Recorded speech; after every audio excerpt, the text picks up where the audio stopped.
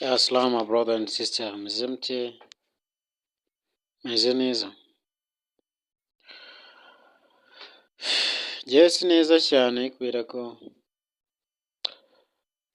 natengushwe n'abatoza n'abasifuzi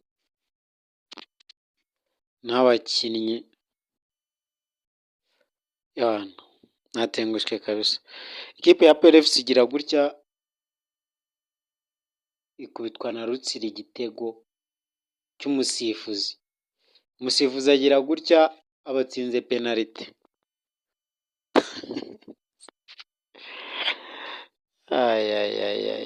Umusifuzi atsinze penalty tayari ikipe ya Rutsiro turagabana amanota. Mbega agahinda. Ndibaza PRFC imaze gutakaza amanota 4 mu mikino 4.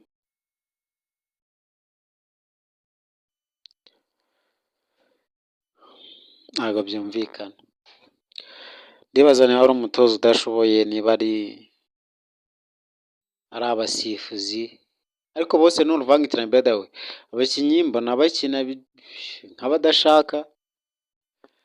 Umutoza mba mbona ramprosoma ziwe ntazi ngo bimeze bite, yaba ntazi ukwiye kubanzamo, ntazi n'ukwiye kujya kuri bench. We nyine tu barahamiranya tu, nitabyara inyanira byari ikimasa. Kabigasekwa nk'akeza. Umusifuzi amutoza abakinnyi bose, ikipe ya PRFC shatse kwijugunya muri Nyabarongo kabisa.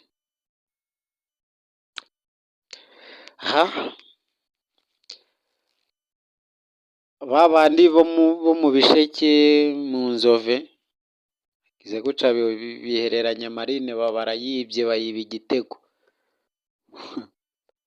Barayacyuye amanota yabo 3. Niba yacyuye burya kwibwa ugatahana ubusa no kujya kwiba ugatahana ihaho, kwiba ni bizima kabisa. Kwiba ni bizima bro. Kujya kwiba ugatahana ihaho undi wiyamwibye bro. Simbizi. Ikipe ya Chelsea Football Club yaraye ibonye amanota yayo, hanyuma yaditsinze igitego 1-0. Itsinda ikipe ya Tottenham Hotspur. Washije kudefanda neza, ibintu biba neza, biba amahoro. Ikipe ya Crystal Palace yanyagiye ikipe ya Brentford. Nottingham Forest inganya n'ikipe ya Manchester United ibitego 2-2. Burnley iwayo yakubiswe na Arsenal ibitego 2-0. Brighton iragenda inyagira ikipe ya Leeds United, ariko Brighton yari iri mu rugo by the way. Hanyuma ikipe ya Fulham yanyagiye ikipe ya Wolves ibitego 3, ariko Wolves bari bafite carton rouge. Hanyuma ikipe ya Nottingham Forest ikipe ya Tottenham Hotspur nayo imaze kubivuga ko yatsinzwe n'ikipe ya Chelsea igitego 1-0. Liverpool mu mikino 7 imaze gutsindamo imikino 2. 7 n'8 mu mikino 7 imaze gutsindamo imikino 2. Hanyuma yatsindaga ikipe ya Aston Villa ibitego 2-0, ariko iri iwabo Anfield.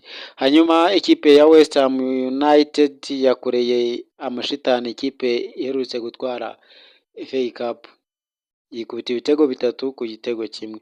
Hanyuma ikipe ya Man City ni ibitego 3-1. Erling Braut Haaland yamaze gutsindamo ibitego 2, ashobora gushira muri cya gatatu, bageze ku munota 81. Ku munsi w'ejo hari ikipe ya Sunderland n'ikipe ya Everton. Match umunsi wa 11 uzagaruka ku itariki 8 z'ukwezi kwa 12. Mvuze byose byaba bibaye. Ciao ciao ciao, bye bye, see you tomorrow. Ejo nzaba mbabwira imikino izaba iri muri La Liga, ariko uyu munsi ntarasoza no munsi ikipe ya FC Barcelona iraza mu gukina mu kanya kari imbere. Sorry, match yatangiye ahubwo bageze ku munota wa 42, nari narebye nabi, bageze ku munota wa 42 imaze gutsinda ibitego 2-0. Ikipe igitego cya mbere cyatsinzwe na Lamine Yamal, igitego cya kabiri cyatsinzwe na Torres ku munota wa 12, kuko ku munota wa 9, ikindi ku munota wa 12.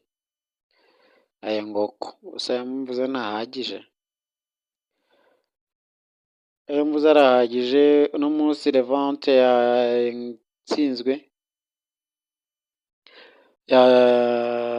yatsinzwe igitego kimwe ku busa, ariko yari ifite carton rouge, yatsinzwe na Celta Vigo. Hanyuma Alvarez yatsinze ikipe ya Espanyol ibitego 2-1 kandi inafite rouge.